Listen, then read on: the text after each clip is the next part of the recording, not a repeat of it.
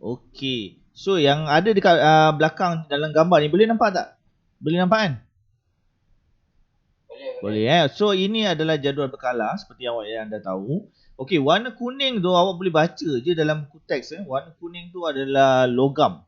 Dan warna peach adalah semi logam dan warna biru adalah biru cair itu adalah bukan logam. So dia bahagikan mengikut warna Ada yang bukan logam, semi logam dan juga ada yang bukan logam. Okey, seperti yang cikgu pernah jelaskan. Kita fokus kepada satu je dulu. Kita zoom.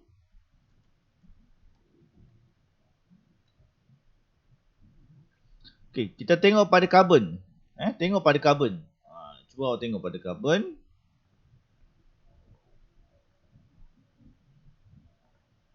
Okey, warna karbon tu yang cikgu dah highlightkan warna kuning tu, dia ada C. C tu adalah simbol bagi unsur karbon. Bawah simbol C, dia ada bagi tahu yang itu adalah nama unsur tu iaitu karbon dan ada nombor 6 dan ada nombor 12. Danish ingat lagi tak Danish? Nombor 6 ni apa? Nombor 6 lah. Mewakili nombor? Nombor P. P-R-O. Nombor apa? Proton. Ya, nombor proton. Nombor proton. Bagus Afiq. Okey, nombor 12 ni apa Afiq? 12. Kalau 6 ni adalah nombor proton, 12 kat bawah ni nombor apa? 12 ni. Itu mewakili elektron ke cikgu? Tak, elektron mesti sama dengan nombor proton. Kalau proton 6, elektron dia pun 6. Tapi yang cikgu cerita ni karbon je kan? Yang 12 ni 12 tu yang di bawah karbon tu adalah jisim dia. Jisim dia. Maksudnya jumlah proton tambah dengan neutron.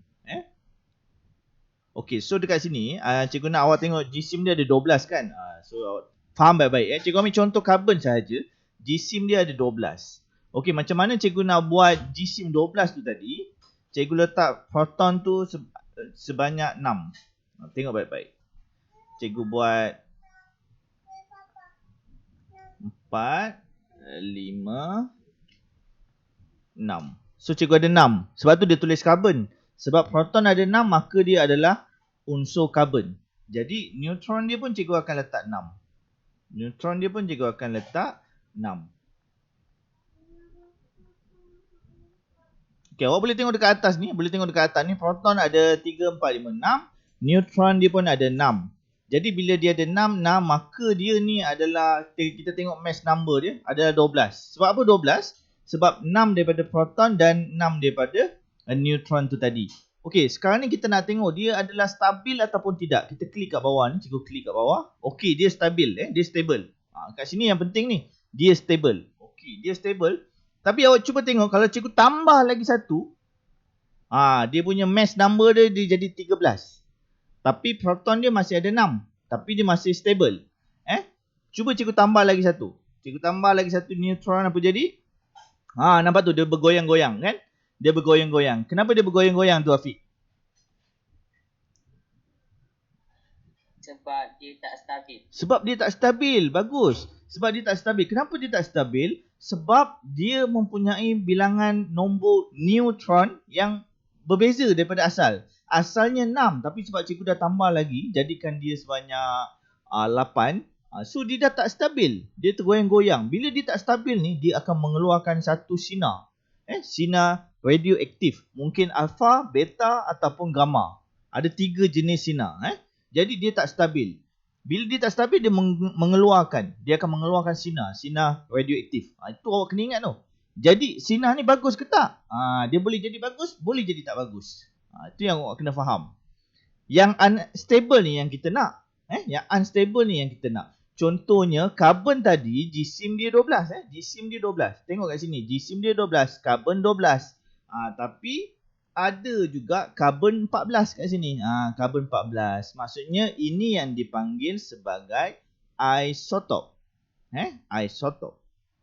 Okey, sekejap. Cikgu nak tengok.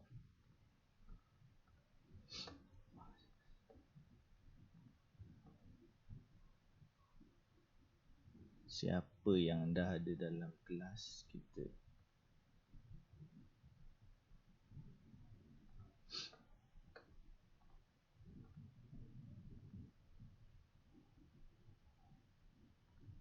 Sekejap,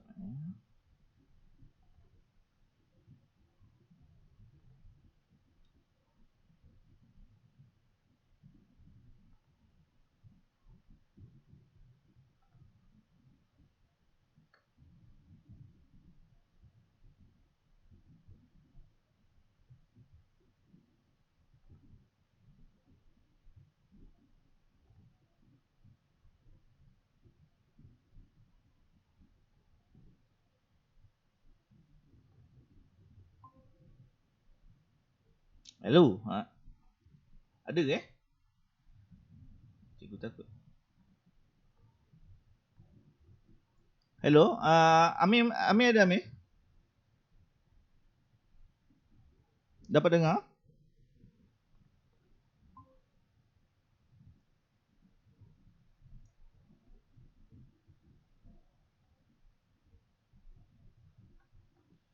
Okey Amir, dapat dengar tak Amir?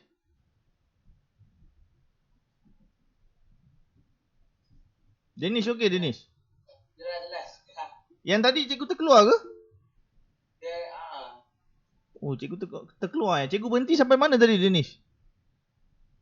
cikgu tengah terangkan pas stable. Pasal yang kita nak stable, unstable. Unstable tu Okey, tak apa. Yang ini semua dia dah masuk balik ni. Okey. Cikgu terkeluar macam mana dah terkeluar tadi? Okey, tak apa.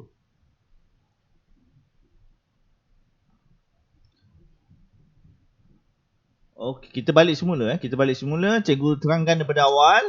Cikgu sedang mengambil contoh unsur di dalam jadual berkala. Unsur tersebut adalah karbon. Tengok kat tengah-tengah ni adalah karbon.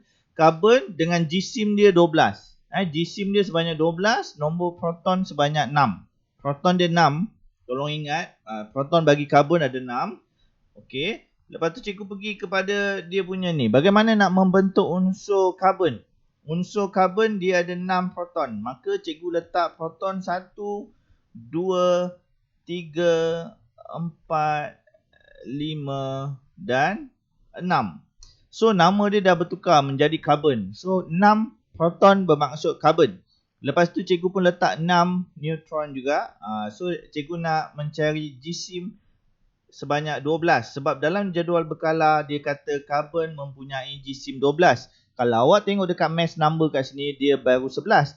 Jadi cikgu kena tambah neutron lagi 1. So cikgu dapat mass number for carbon 12. Okey, cikgu nak tengok dia stable ke tak? Cikgu klik, okey, dia stable.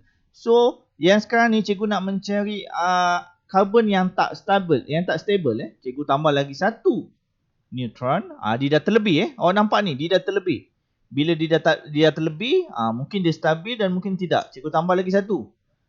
Neutron dia jadi 8. Jadi dia tergoyang-goyang, dia tak stabil. Bila dia tak stabil ni, dia akan mengeluarkan sinar radioaktif yang bernama alpha, beta dan juga gamma. So itu yang akan bermanfaat untuk manusia ni tadi. Okey, kita tengok contoh lagi satu. Okey, kita tengok Cikgu klik unsur karbon C kat sini dalam jadual berkala atas tu. Cuba awak tengok baik-baik, ada C. Cikgu klik pada C. Okey, dia kata karbon 12. Itu adalah jisim bagi karbon, iaitu karbon 12. Jadi jangan lebih-lebih lah. Kan, barulah dia stabil. Okey, sekarang ni cikgu tak nak dia stabil. Cikgu tak nak dia dalam keadaan yang biasa. Cikgu tambah lagi 1. Cikgu ambil daripada mangkuk ni. Neutron ni cikgu tambah. Dia dah terlebih. Dia panggil apa sekarang ni? Karbon apa?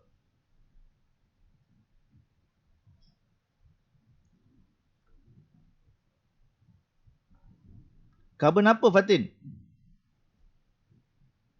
Ada Fatin. Boleh nampak kat situ. Dia tulis karbon nombor berapa tu?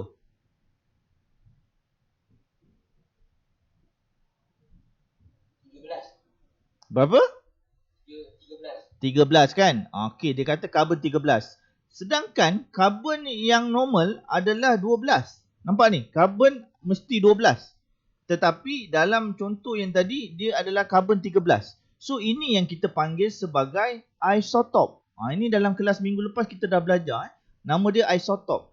iaitu sama nombor proton tetapi berbeza nombor nukleon, iaitu jisim dia berbeza. Sepatutnya 12, yang ini 13. Dia stable lah 13, okey stable. Masuk yang 14 je, karbon 14 tengok apa jadi. Apa jadi? Apa yang dapat awak perhatikan? Apa yang dapat awak perhatikan? Ifan Nabil. Ifan Nabil, cuba awak bagi tahu cikgu apa yang dapat awak perhatikan dalam gambar di belakang cikgu Ifan. Ya, apa yang dapat awak perhatikan? Perbezaan karbon 12 dengan karbon 14 di belakang cikgu. Cuba tengok gambar tu, bagi tahu cikgu pemerhatian awak. Dapat Ifan? Cikgu ulang balik Ifan, tengok baik-baik. Ini adalah karbon 12. Ini adalah karbon 12, tengok baik-baik. Ini karbon 12. Sekejap lagi cikgu buat karbon 14. Karbon 14. Nampak dia jadi macam tu. Siapa yang boleh bagi tahu cikgu perbezaan karbon 12 dan karbon 14? Karbon 12 dia stabil, karbon 14 dia tak stabil. Okey, bagus. Tepuk tangan. Okey, karbon 12 stabil, karbon 14 tidak stabil. Kenapa karbon 14 tidak stabil? Sebab dia mempunyai nombor nukleon yang lebih. Sebab tadi karbon 12, sekarang dia dah jadi 14. Dia dah terlebih nukleon. N-U-K-L-E-O-N, nukleon. Dalam video simulasi ni, dia cakap mass number. So, dia sama sahaja. Nukleon dan mass number adalah benda yang sama. Jadi, kat mana kita nak gunakan karbon 14 ni? Kita akan gunakan karbon 14 dalam bidang arkeologi. Disebabkan oleh karbon 14, dia mengeluarkan sinar alfa, beta dan juga gamma. Jadi karbon 14 ni boleh menentukan usia artifak. Contohnya, macam mana manusia boleh tahu umur dinosaur sekian-sekian. Macam mana pakar forensik boleh tahu bahawa mayat ini telah mati dan dijumpai dan telah mati pada 7 hari yang lepas. Macam mana dia boleh tahu exactly 7 hari yang lepas? Itu adalah disebabkan dia menggunakan teknologi isotop karbon 14. Dan ada banyak lagi jenis-jenis isotop lah. Contohnya kita ada isotop yang diperbuat daripada hidrogen. Kita tengok apa jadi kalau kita tambah, kita tingkatkan mass number dia ataupun nombor nukleon dia. Kita tambah. Dia dah jadi hidrogen 2. Hidrogen 2 masih stabil. Tetapi kalau hidrogen 3, dia sudah tidak stabil. Bila dia tidak stabil, dia mengeluarkan sinar radioaktif, iaitu alfa, beta dan juga gamma yang mungkin ada fungsi-fungsi yang tertentu kepada manusia lah. Kalau kita tengok isotop yang lain, hidrogen 4 pun tidak stabil dan dia ada hidrogen 5. Jadi ini semua adalah isotop bagi hidrogen. Sebab apa dia isotop bagi hidrogen? Sebab nombor proton dia, tengok dekat bahagian atas mouse cikgu ni, nombor proton dia 1, tetapi nombor neutron dia berbeza. Okey, kalau ada soalan, apakah isotop bagi hidrogen? Kita boleh jawab hydrogen 5. Kita buang 1, kita boleh jawab hydrogen 4. Kenapa hydrogen 4 pun isotop? Sebab dia mempunyai bilangan proton yang sama, iaitu 1. Kita buang lagi 1 neutron ni. Okey, hidrogen 3 pun adalah isotop kepada hidrogen. Hidrogen 2 pun adalah isotop. Dan hidrogen 1 adalah unsur yang sebenar. Itulah dia. Boleh faham tak sekarang? Boleh. Boleh, bagus. Okey, sekarang ni cikgu sekarang cikgu gunakan, cikgu tak pakai OBS cikgu. Jadi cikgu tak nampak dekat Google Meet apa yang berlaku. Cikgu harap awak dapat fokus lah. Sebab cikgu tak ada yang TV biasa cikgu gunakan tu. Cikgu buat yang biasa je ni. Okey, sekarang ni cikgu ada latihan sikit. Jadi cikgu ada buat satu tau. Awak tengok baik-baik. Sekejap Cikgu ada ni. So ini dipanggil sebagai wheel of name. Ini pelajar dalam sekejap dalam Google Meet ni ada berapa je? Sekejap cikgu tengok. Ada Amir, Danish, Fatin, Danish, Emilia, Irfan, Mahira, Afiq dan juga Adam. Adam. Okey, ada berapa je? Ada 9 je. Mana entah yang lain cikgu pun tak pasti. Tapi tak apalah kan, nak buat macam mana. Okey. Kita akan putarkan wheel of name ni. Lepas tu kita akan tengok siapa yang kena. Siapa yang kena. Dan dia kena jawab lah latihan daripada cikgu. Jom kita test power.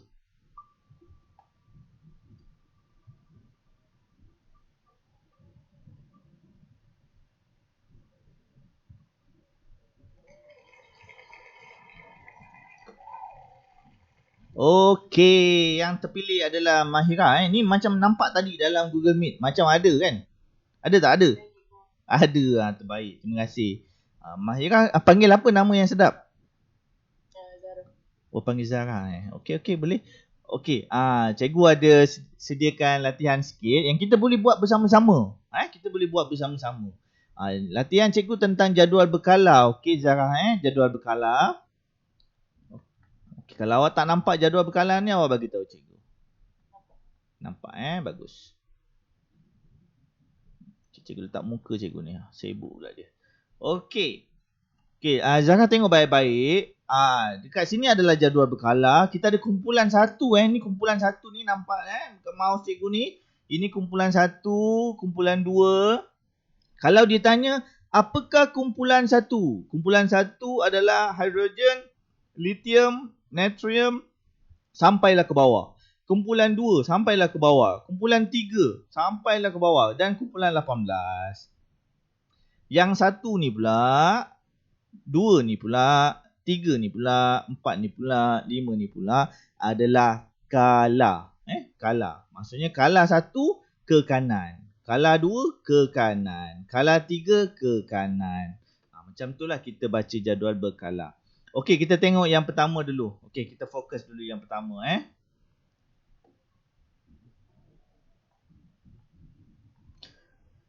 Okey.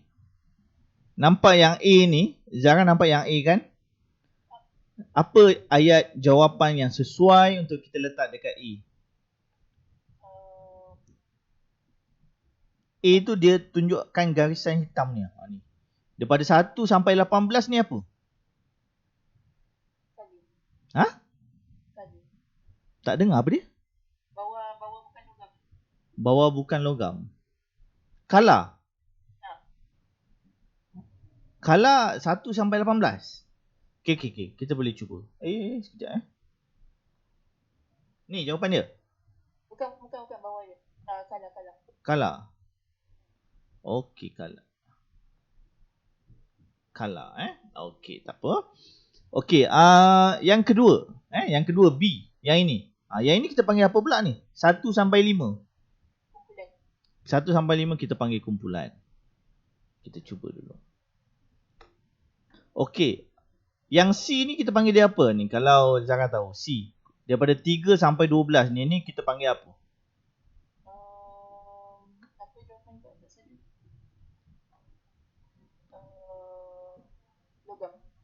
Logam. Tak tepat sangat Yang ni biar cikgu jawab. Dia kita panggil sebagai unsur peralihan. Unsur peralihan. Kita tak belajar lagi. Unsur peralihan bukan kita tak belajar lagi. Dan kita tak akan belajar pun. Masuk universiti pun belum tentu awak belajar. Unsur peralihan ni adalah unsur yang susah untuk dijumpai lah. Okey, yang D ni tadi. D ni apa ni?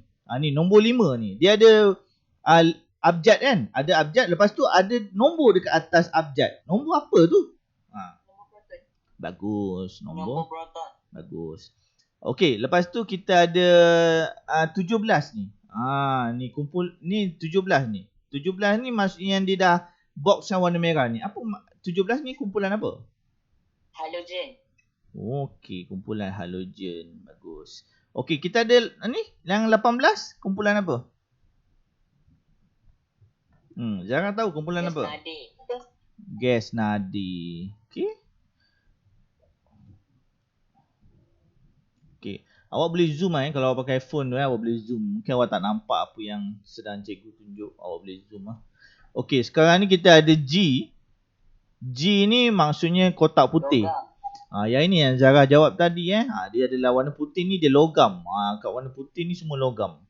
Okey, yang warna kelabu sikit ni, kelabu asap ni. Separuh logam. Separuh je. Lepas tu yang kelabu betul bukan logam. Bukan. Okey, bagus. Okey, kalau cikgu tengok kat sini Zara kita ada satu kesilapan yang mungkin kita buat lah, iaitu macam mana kita menentukan kala dan kumpulan. Kumpulan ni dia sebenarnya 1 sampai 18. 1 sampai 18 tu adalah kumpulan. Kalau kala dia 1 sampai 5. Kalau kumpulan 1 sampai 18. Kala ni yang ini, yang 1 sampai 5 ini kala. Kumpulan ada 18. Okey, lengkapkan ayat di bawah. Kita lengkapkan ayat di bawah. Kita tengok siapa yang kena.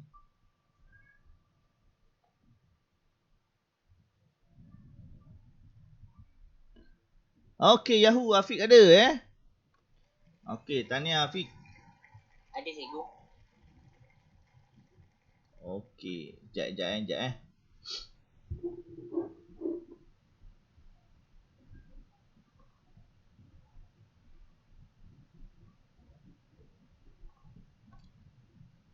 Okey, okey Afiq. Boleh bacakan ayat nombor 1 tu Afiq.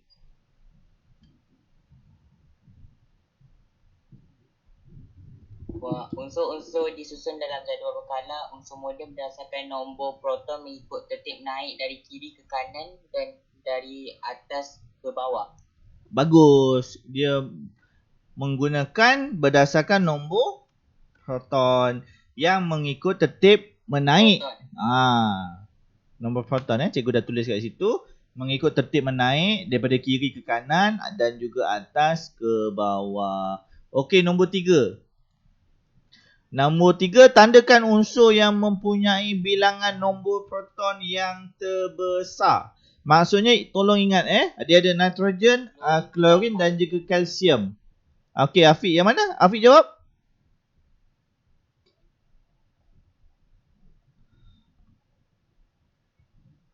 Okey, kita ada nitrogen. Dia ada klorin kat sini. Cikgu highlightkan dulu.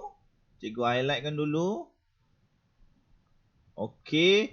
Klorin. Lagi dia ada carbon tadi. Nitrogen klorin, nitrogen dan juga kalsium.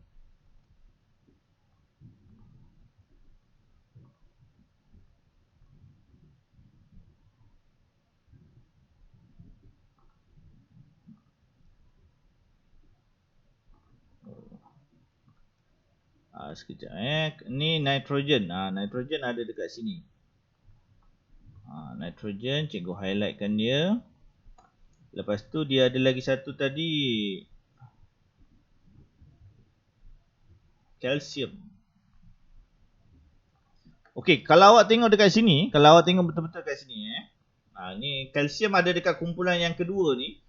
Dia kumpulan yang kedua ni, jadi kita kena tukar highlight dia lah sebab dia warna yellow, kita pakai warna merah. Okey, awak tengok baik-baik. Kita ada kumpulan nitrogen. Nitrogen dia ada 7 kat sini. Nombor proton dia 7.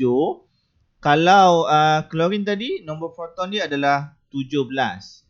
Kalsium, nombor proton dia adalah 20.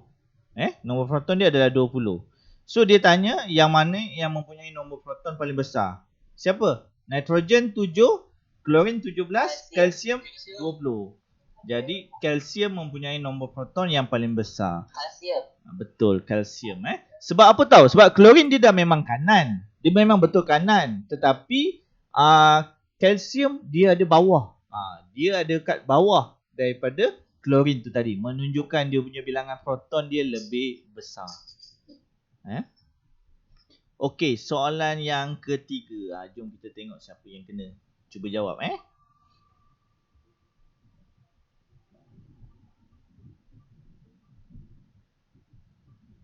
Okey, Emilia. Tahniah Emilia. Emilia ada kan? Ada cikgu. Okey, terima kasih. Okey, nombor 4. Cuba Amelia bacakan soalannya. Cikgu macam kabur. Cikgu terlepas nombor 3. Cikgu terlepas nombor 3. Oh ya, nombor 3. Kabur ke?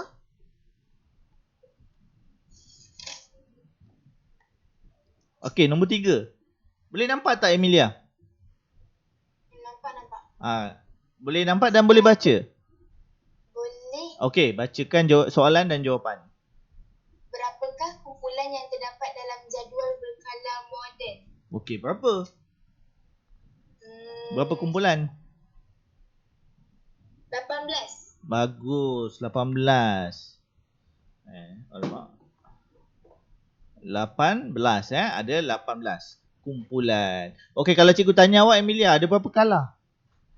Ada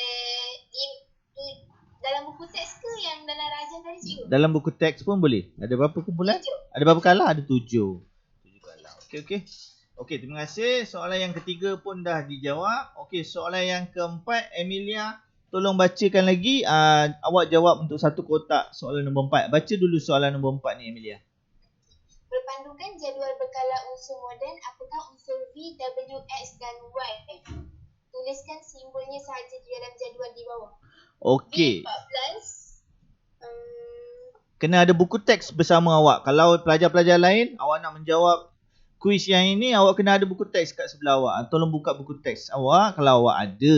Kalau tak ada, boleh Google jadual berkala. Okey, Amelia, untuk V, apakah unsurnya? Silikon. Memandangkan soalan ni, dia nak minta kita tuliskan simbolnya sahaja. Okey, simbolnya silikon apa? SI. Okey. I kecil. S besar, I kecil. Okey, terima kasih banyak. Okey, untuk simbol yang W pula, siapa yang boleh jawab?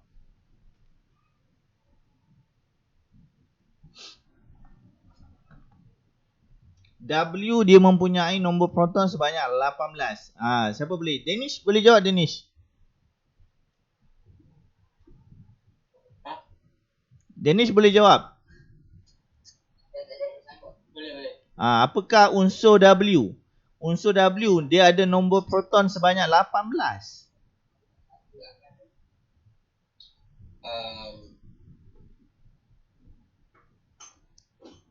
Argon cikgu, argon. Argon, bagi simbol. A besar, R kecil. Okey, A besar, R kecil. Okey, X pula. Okey, X ni kita minta siapa Kita tengok sekejap siapa yang ada dalam kelas kita. Hakimi. Apa dia? Oh, dia dah jawab dulu. Okey, tak apa, terima kasih. X ni kalsium.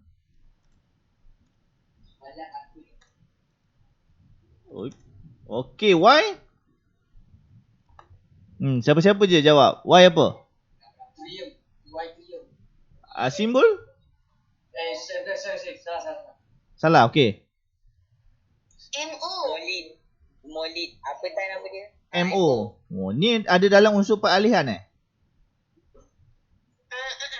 nama dia tak pernah dengar. Biasanya memang peralihan. Nama yang pelik-pelik. Kalau yang tahu silikon ni guna untuk apa Yang unsur V tu silikon, tapi dia digunakan untuk apa? Siapa tahu?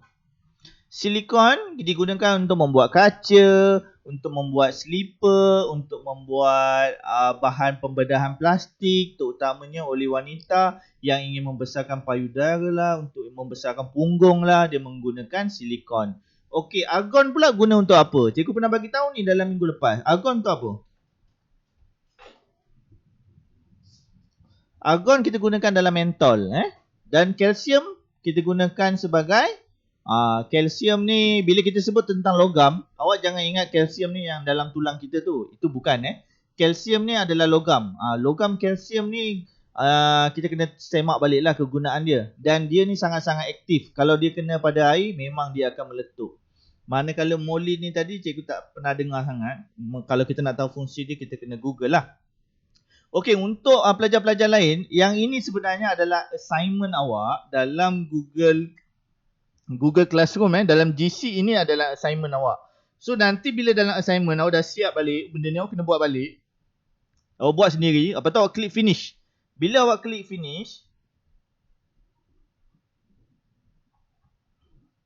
nanti bila awak dah klik finish tu, dia ada warna merah kat sini lah.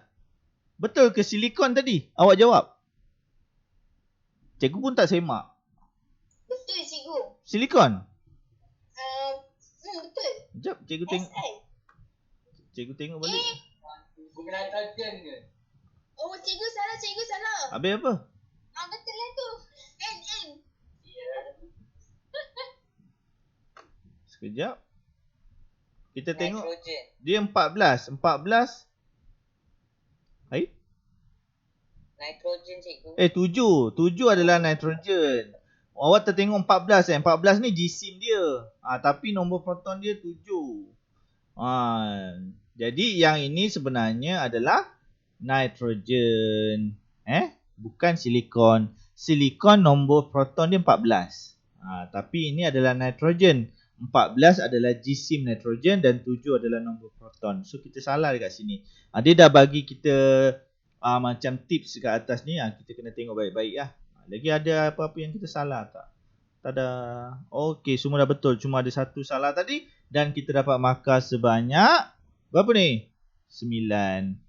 So nanti awak buat ni dalam assignment awak. Lepas tu bila dia dah siap, dia akan pop up satu box yang minta awak email kepada cikgu kelas awak, Cikgu Najib lah. Jadi awak email lah dia, masukkan email dia. Cikgu dah sertakan email cikgu dalam instruction untuk assignment tu.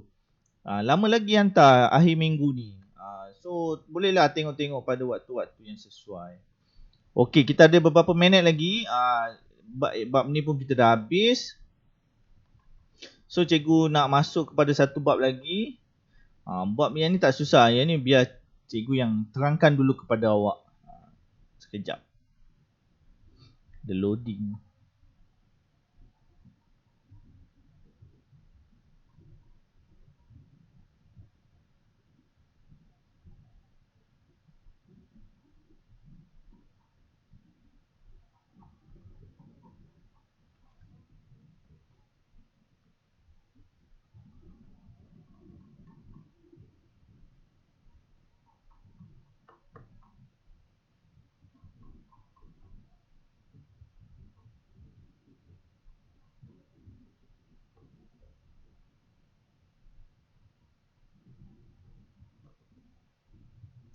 Ini dia. Kita nak masuk bab yang ke-9, iaitu kimia industri. Okey, sebelum nak masuk yang bab ke-9 ni, kita nak minta idea daripada pelajar-pelajar lah. Jadi kita tengok dulu pelajar mana yang terpilih.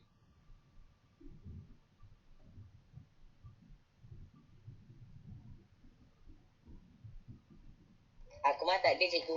Akmal tak ada? Tak ada masalah. Kita putar balik. Putar Halim, putar.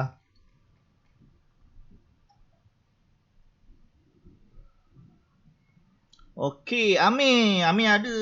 Cantik. Amir ada, Amir? Amir ada? Dia ada cikgu. Okey, kita tunggu Amir respon sikit. Amir, are you there, Amir? Are you there? Okey, Amir dia ada dan boleh jadi dia tak ada. Bagi cikgu masa sekejap, cikgu setting ni.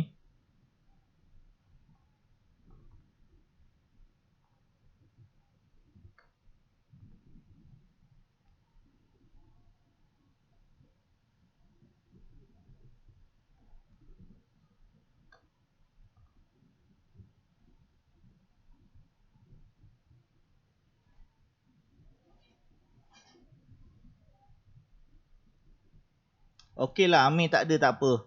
Okey, sesiapa sahaja yang ada, cikgu minta awak bagi tahu cikgu nama logam yang awak pernah dengar. Kita mulakan daripada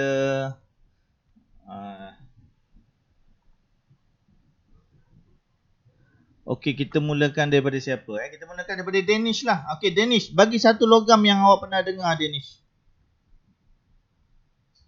Macam mana itu? Logam. Awak tahu satu logam yang awak pernah dengar? Yang ni tak payah tengok buku pun tak apa. Awak cikgu nak daripada... Cikgu, ini logam yang berdasarkan kehidupan seharian Ya, betul. Daripada kehidupan awak yang pernah awak dengar je. Tak payah tengok buku. Cincin. Okey, siapa? Amy jawab cincin. Lagi ada Nish? Idea? Panci. Yang ini bukan cikgu nak nama benda tau. Cikgu nak nama logam sebenarnya. Tahu tak nama logam macam mana? Oh, emas cikgu. Kalau yang cincin tadi emas. Bagus. Lagi Fatin apa nak jawab Fatin? Fatin tak ada. Awak terbesin je Danish. Apa dia Danish? Cepat. Adam apa Adam? Aluminium. Bagus Adam. Aluminium. Kat mana awak jumpa aluminium Adam? Tin. Dekat tin aluminium. Tin Coca-Cola. Tin Pepsi. Bagus. Kertas aluminium. Yang mak kita bungkus ayam. Nak buat ayam boleh. Masuk dalam oven. Gunakan kertas aluminium. Bagus. Lagi contoh? Iron. Iron. Bahasa Melayu apa Afiq? Iron bahasa Melayu. Tak tahu. Iron bahasa Melayu besi. Iron bahasa Melayu dia besi. Iron Man maksudnya lelaki besi. Lelaki besi. Besi nanti kita ceritalah. Okey, kita dah ada besi, aluminium, emas. Lagi-lagi. Ifan Nabil. Apa dia Fatin? Yang kira logam Yang kira logam Okey, Fatin jawab perak. Nabil jawab apa? Tiang. Tiang. Tiang besi. Tiang besi. Gangsa. Oh, Hakimi jawab gangsa. Bagus. Tembaga. Siapa jawab tembaga ni? Saya. Afiq. Afiq jawab tembaga. Okey, boleh. Tak ada masalah. Lagi. Yang atas rumah kita tu. Atas rumah awak tu. Logam apa tu? Zinc. Bagus. Zinc. Okey, dah cukup lah. Ada lagi tak yang last? Keluli. Okey, keluli. Okey, keluli. Okey, ada banyak sangat jenis logam dalam dunia ni. Dan kebanyakannya logam-logam ni dihasilkan di dalam industri lah. Tak mungkin dihasilkan di dalam makmal sains sekolah. Sebab tu kita ada bab yang ke-9 iaitu kimia industri. Yang bermaksud mungkin satu masa nanti awak akan mendapat peluang pekerjaan berkaitan dengan industri. Jadi awak kena tahu jugalah apa yang ada dekat industri Malaysia yang sedang buat ni. Apa yang industri Malaysia sedang laksanakan. Kita ada banyak jenis logam. Sebagai contoh yang awak dah tunjuk kat depan kita lah. Ada banyak sangat.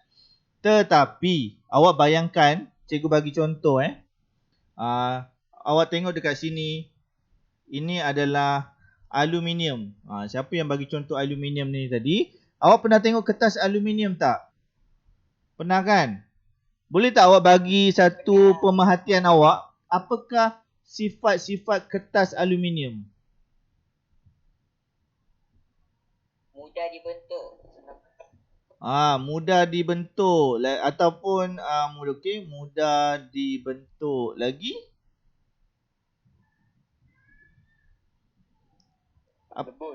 Lembut. Senang koyak. Macam tu kan. Itulah kertas aluminium. Okey, awak tengok dekat sini tembaga. Tembaga ni dalam bahasa lainnya dia adalah cuprum ataupun copper. Dalam bahasa Inggerisnya adalah copper. Dia juga digunakan untuk di bahagian wire dalam wire kan. Dia juga adalah lembut. Dan dia boleh mengalirkan elektrik. Itu tugas arus elektrik. Kebanyakan logam memang boleh kebanyakan cikgu cakap kebanyakan logam memang boleh, kecuali emas lah. Emas tak boleh mengalirkan elektrik. Kalau dia boleh mengalirkan elektrik, dah lama orang perempuan kena cas.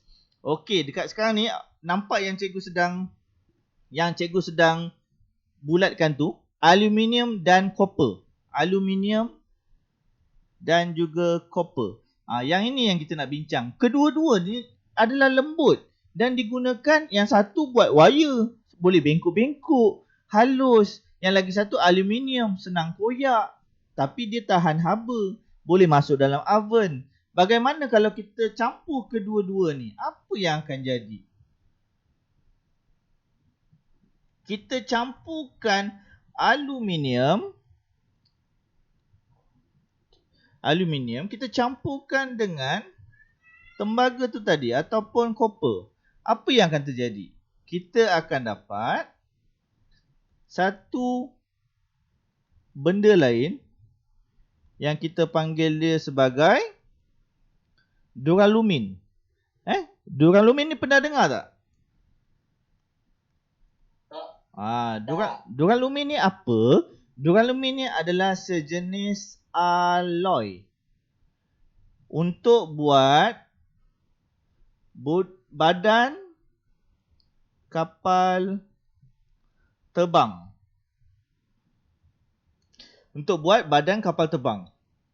Jadi sekarang ni, zaman-zaman dulu, badan kapal terbang dia buat guna besi tau.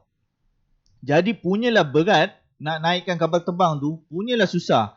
Jadi zaman-zaman dulu kapal terbang semua saiznya kecil-kecil. Tapi lepas manusia dah jumpa dengan satu bahan yang dinamakan apa ni? Alloy. Maka terciptalah industri-industri yang lebih hebat. Terutamanya contoh dalam industri membina kapal terbang. Awak kena ada bahan yang bernama duralumin. Duralumin ni bukannya logam. Dia adalah alloy. Kalau awak campurkan aluminium dan juga copper, maka awak dapat alloy. Boleh tak buat kapal terbang gunakan aluminium? Boleh? Tak boleh, sebab tadi awak cakap aluminium ni dia adalah lembut. Lembut, mudah dibentuk, senang koyak. Senanglah dipatah ke atas langit sana.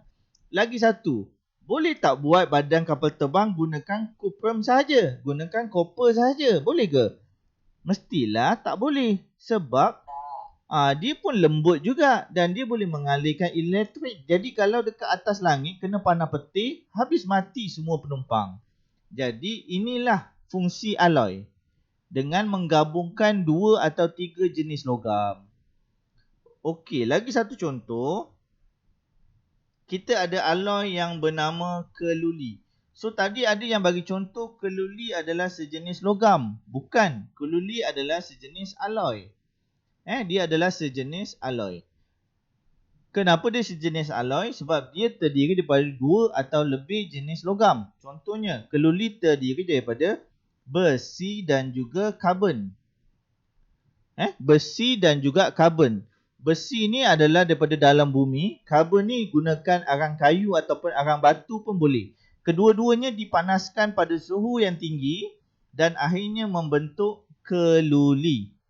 Keluli ni kuat. Keluli nak buat apa? Siapa tahu? Keluli boleh buat apa? Keluli boleh buat bangunan. Zaman-zaman dulu, bangunan semua tinggi dia 2-3 tingkat. Setelah semakin maju, bangunan paling tinggi sekarang ni adalah Burj Dubai. Dengan ketinggian dia hampir 1 kilometer lebih. Jadi dekat sini menunjukkan keluli ni lebih kuat. Kalau awak buat guna besi saja, mungkin bangunan tu akan mengalami masalah daripada segi beban dia. Sebab besi dia berat sangat. Keluli ni ringan. Okey, lagi apa tugas keluli? Keluli boleh buat apa? Cikgu, yang keluli yang bangunan tu? Keluli adalah dia punya tulang bangunan. Yang batang-batang tu? Yang batang-batang tu bagus. Awak pernah nampak yang batang-batang tu adalah keluli. Mostly bangunan yang tinggi mesti daripada keluli. Mesti daripada keluli. Kalau tak ada keluli, memang tak boleh nak buat bangunan. KLCC daripada keluli. Awak tengok bangunan-bangunan pencakar langit, semuanya mempunyai warna yang hampir sama. Warna apa? Burj Dubai warna apa dengan KLCC warna apa? Warna kelabu, betul. Burj Dubai, KLCC, 101 Taipei. Lepas ni Malaysia akan ada bangunan yang lebih tinggi daripada KLCC. Bangunan Razak yang akan siap tak lama lagi. Itu juga mempunyai warna yang sama. Warna yang sama. Bangunan yang diperbuat daripada keluli ni dia tahan lama lah. Itu paling bagus lah. Okey. Yang terakhir sebelum kelas kita tamat, cikgu nak tunjuk satu. Yang ini adalah untuk awak faham kenapa keluli itu lebih tahan lama lah.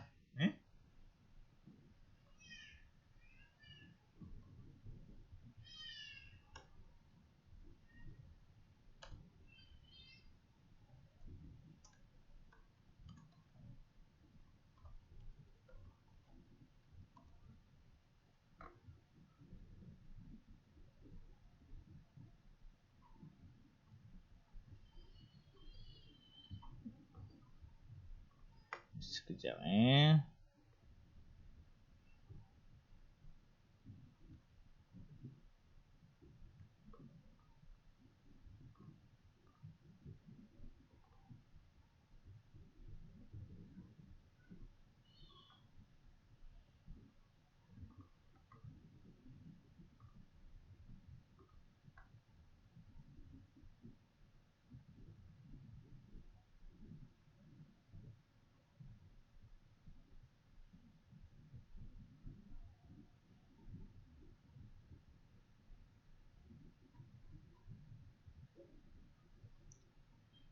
cikgu nak tengok tadi ada ni.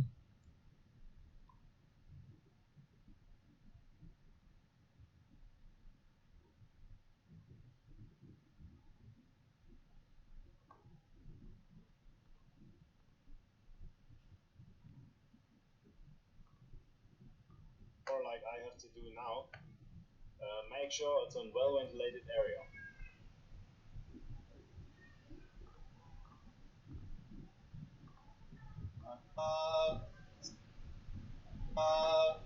Okey, ini adalah contoh kenapa susunan alloy itu lebih baik.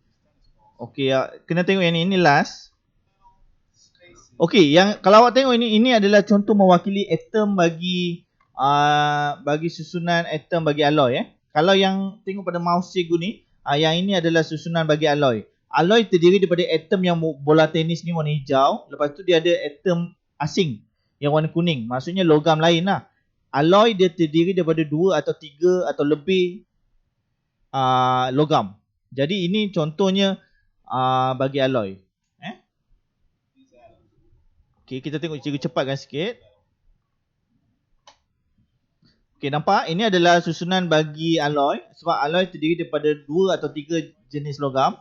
Okey, yang dalam piring yang ini pula, ini adalah contoh bagi logam biasa. Ni logam biasa. Saiz dia sama je. Semua adalah bola tenis. Semua adalah bola tenis, saiz bola yang sama. Menunjukkan dia adalah logam biasa ataupun logam asli. Dia tak ada campuran pelbagai jenis logam. Tengok apa yang terjadi. Logam biasa dengan logam yang telah ditambah dengan logam lain ataupun alloy. Sebelah kanan adalah alloy, sebelah kiri adalah logam. Ni kalau dalam kelas cikgu boleh buat lah. Kita boleh buat aktiviti yang macam ni. Tapi memandangkan kita tak boleh. Okey, tengok baik-baik yang ni. Apa yang akan terjadi? Dia sedang menyengetkan. Dia sedang mencondongkan bekas tu. Kita tengok siapa yang jatuh dulu. Nampak?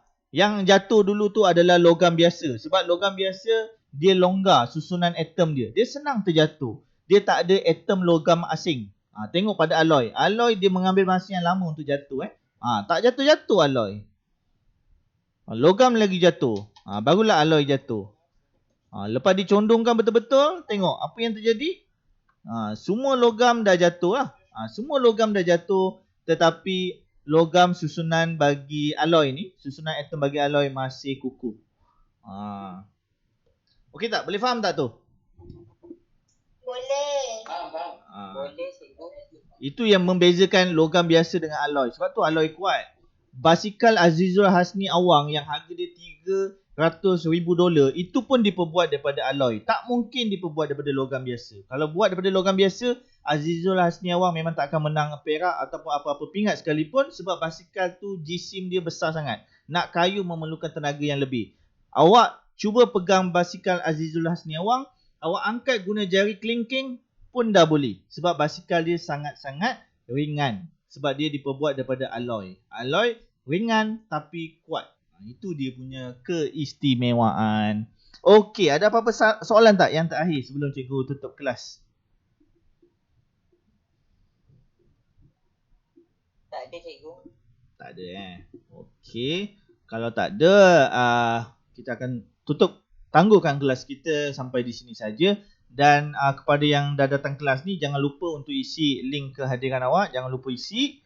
Lepas tu, siapkan assignment yang cikgu bagi dalam GC tu. Itu saja. Kalau ada apa-apa soalan, boleh soal cikgu dekat WhatsApp ataupun GC terpulang dan cikgu akan jawab. Okey. Sekian. Wabillahi taufiq wa hidayah. Assalamualaikum. Terima kasih guys. Terima kasih cikgu. Terima kasih.